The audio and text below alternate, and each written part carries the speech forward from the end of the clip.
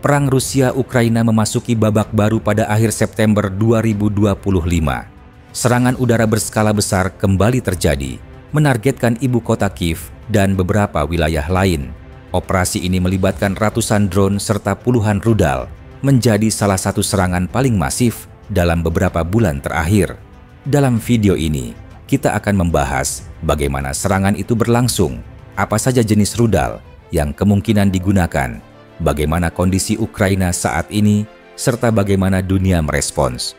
Semuanya akan kita bahas secara tenang dan analitis.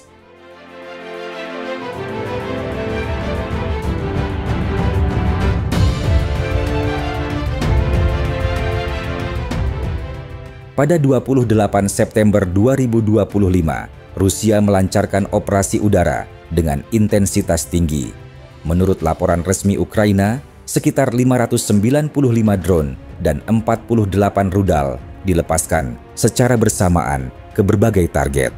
Sistem pertahanan udara Ukraina mengklaim mampu mencegat sebagian besar serangan, namun tidak semuanya berhasil dihentikan. Serangan ini menimbulkan korban sipil.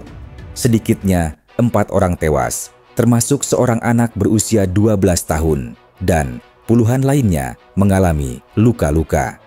Infrastruktur sipil ikut terdampak, mulai dari rumah tinggal hingga fasilitas medis di pusat kota Kiev. Di wilayah Zaporizhia, serangan merusak jaringan listrik eksternal yang menopang pembangkit listrik tenaga nuklir. Akibatnya, instalasi nuklir terbesar di Eropa itu hanya bisa beroperasi dengan generator darurat. Situasi ini menimbulkan kekhawatiran baru, mengingat keamanan fasilitas nuklir selalu menjadi isu sensitif dalam konflik bersenjata.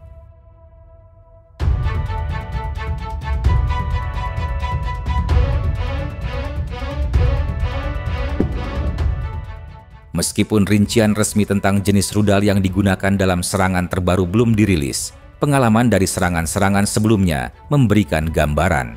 Rusia biasanya menggunakan kombinasi antara rudal presisi modern dan persenjataan era Soviet yang dimodifikasi. Beberapa di antaranya antara lain KH-101 dan K-555, rudal jelajah udara dengan jangkauan jauh. Kaliber, rudal jelajah yang diluncurkan dari kapal perang atau kapal selam. Iskander-M, rudal balistik jarak menengah dengan kecepatan tinggi. KH-47M2 Kinzhal, rudal hipersonik yang diluncurkan dari pesawat tempur. KH-22, rudal supersonik era Soviet dengan daya ledak besar. KH-59 dan KH-69, rudal jelajah udara dengan panduan satelit, serta drone kamikaze tipe Shahed atau versi tiruan yang diproduksi Rusia. Kombinasi rudal dan drone ini menunjukkan pola serangan yang berlapis. Drone dalam jumlah besar biasanya digunakan untuk mengalihkan perhatian pertahanan udara, sementara rudal presisi diarahkan ke target yang lebih strategis.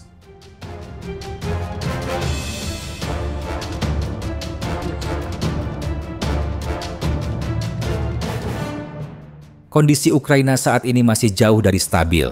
Di medan perang, pasukan Ukraina terus berupaya mempertahankan kota-kota besar, sekaligus menjaga infrastruktur vital tetap berfungsi.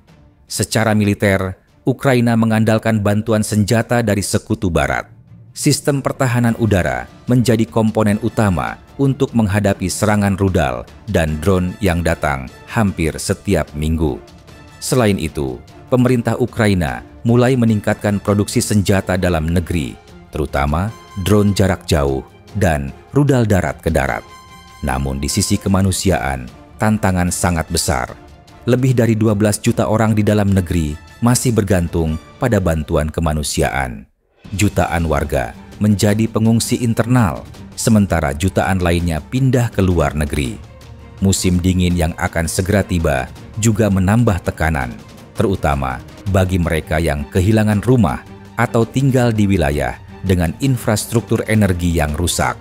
Secara ekonomi, Ukraina menghadapi defisit besar.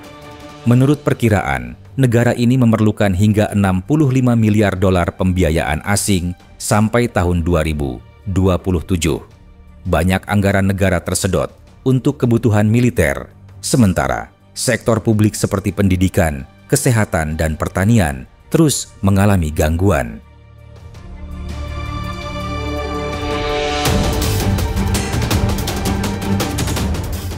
Serangan udara besar-besaran ini kembali menarik perhatian dunia internasional.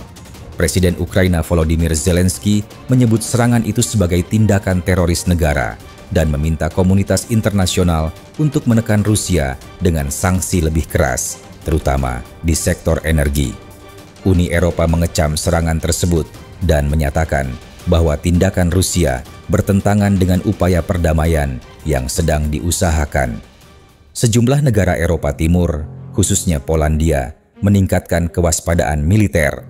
Polandia bahkan mengerahkan jet tempur setelah ada indikasi ancaman yang mendekati wilayah udaranya.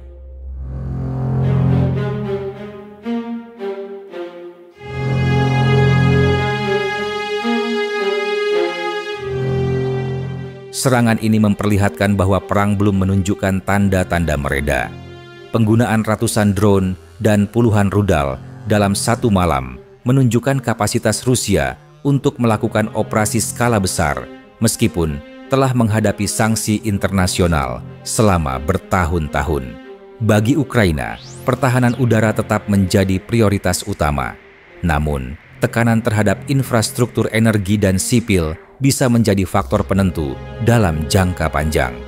Musim dingin yang keras dapat memperburuk situasi, terutama jika pasokan listrik terus diganggu.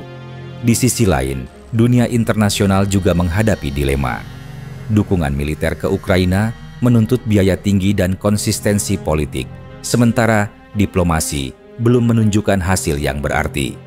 Situasi PLTN Zaporizhia memperlihatkan bahwa konflik ini memiliki potensi dampak lintas batas yang jauh lebih besar daripada sekadar perang konvensional.